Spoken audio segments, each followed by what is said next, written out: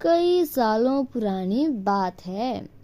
एक खूबसूरत से शहर में मिडास नाम का राजा अपनी पत्नी और बेटी के साथ रहा करता था।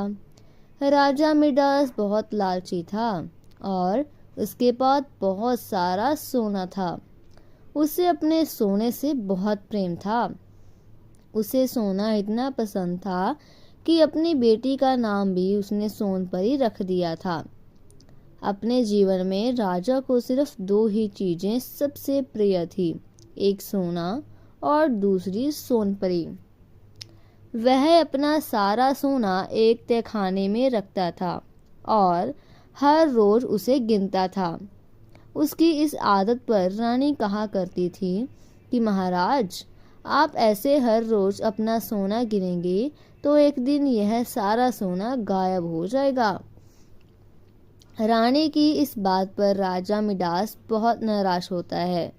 वह कहता कि रानी, इस सोने का महत्व तुम नहीं समझोगी। दुनिया में सोने से ज्यादा खूबसूरत और कीमती कुछ नहीं है।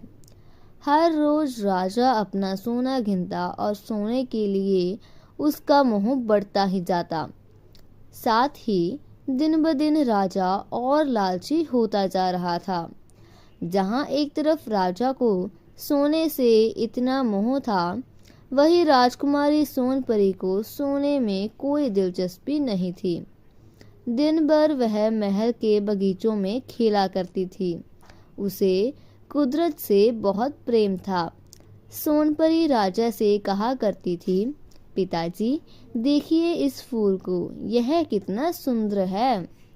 इस पर राजा मिडास जवाब देता था कि हाँ, सुंदर तो है, लेकिन अगर यह सोने का होता तो और ज्यादा सुंदर होता। सोने के लिए राजा मिडास की लालच इतनी बढ़ती जा रही थी कि वह दुनिया का सबसे अमीर व्यक्ति बनना चाहता था। धीरे धीरे उसकी यह चाहत कब पागलपन में बदल गई, किसी को पता ही नहीं चला। एक दिन राजा ने सबसे अमीर आदमी बनने के लिए भगवान से प्रार्थना करने के बारे में सोचा। उसने खाना पीना छोड़कर भगवान का ध्यान करना शुरू कर दिया। कई दिन बीत गए, लेकिन राजा मिडास ने अपना ध्यान भंग नहीं होने दिया।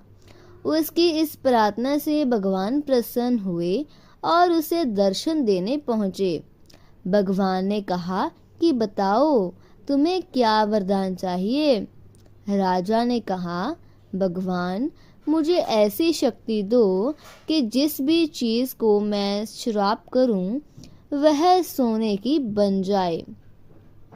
भगवान ने उसे वरदान दे दिया और कहा कि एक बात हमेशा याद रखना कि सोने से तुम हर खुशी नहीं खरीद सकते। ऐसा कहकर भगवान गायब हो गए और राजा खुशी के मारे झूम उठा। वह महल की हर छोटी बड़ी चीज को छूने लगा। कुर्सी, मेज, गमले, पलंग और हर वस्तु सोने में बदलती जा रही थी। राजा बगीचे में पहुंचा और पेड़ पौधे और फूल को छूकर सोने का बना दिया। इतनी भाग दौड़ करने की वजह से राजा मिडास थक गया और उसे भूख लगने लगी। वह खाना खाने के लिए महल में आ गया और अपने सोने की कुर्सी और मेज पर बैठ गया। मेज पर कई प्रकार के पकवान, मिठाइयाँ और फल रखे हुए थे, जिन्हें देखकर राजा के मुंह में पानी आ रहा था। जैसे ही राजा ने पकवान खाया तो उसका सामने का एक दांत टूटकर गिर गया और यह देखकर वह चौंक गया। उसने देखा कि उसके संपर्श में आते ही पकवान सोने के बन गए हैं। जैसे ही उसने फल को छुआ, फल भी सोने के बन गए। उसके छूने से मिठाइयाँ, नमकीन, यहाँ तक कि पानी भी सोने में बदल गया था। यह सब देख राजा निराश हो गया और उसने कहा, हे भगवान, अब मैं क्या खाऊं? अपने पिता की आवाज़ सुनकर सोनपरी दौड़ती हुई आई। उसने देखा कि उसके पिता बहुत परेशान है। पिता की यह परेशानी उससे देखी न गई और उन्हें सब सांत्वना देने के लिए उसने राजा को गले से लगाना चाहा। इससे पहले कि राजा कुछ कह पाता, राजकुमारी सोनपरी ने राजा को छू लिया और उसे छूते ही वह सोने की बुत बन गई। अपनी बेटी का यह हाल देखकर राजा मिडास जोर जोर से रोने लगा। इस सब के बाद राजा ने भगवान से फिर प्रार्थना की।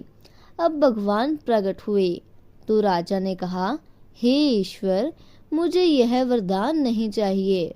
मैं बहुत लालची हो गया था, लेकिन अब मुझे अपनी गलती का एहसास हो गया। कृपा करके मेरी सहायता करें। राजा की बातें सुनकर भगवान ने वरदान वापस ले लिया और सब कुछ पहले की तरह हो गया। राजकुमारी सोनपरी फिर से बगीचे में खेलने लगी और उसके साथ राजा मिडास भी प्रकृति का आनंद उठाने लगे। इसके बाद राजा ने अपने तहखाने पर ताला लगा दिया और हर रोज सोना गिनना बंद कर दिया। तो दोस्तों, इस कहानी से हमें यह सीख मिलती है कि हमें कभी भी लालच नहीं करना चाहिए, क्योंकि लालच बुरी बला है और इसका फल हमेशा बुरा ही होता है। दोस्तों, ऐसी और मज़ेदार कहानियाँ सुनने के लिए हमारे इस चैनल को लाइक एंड सब्सक्राइब करें। Thank you.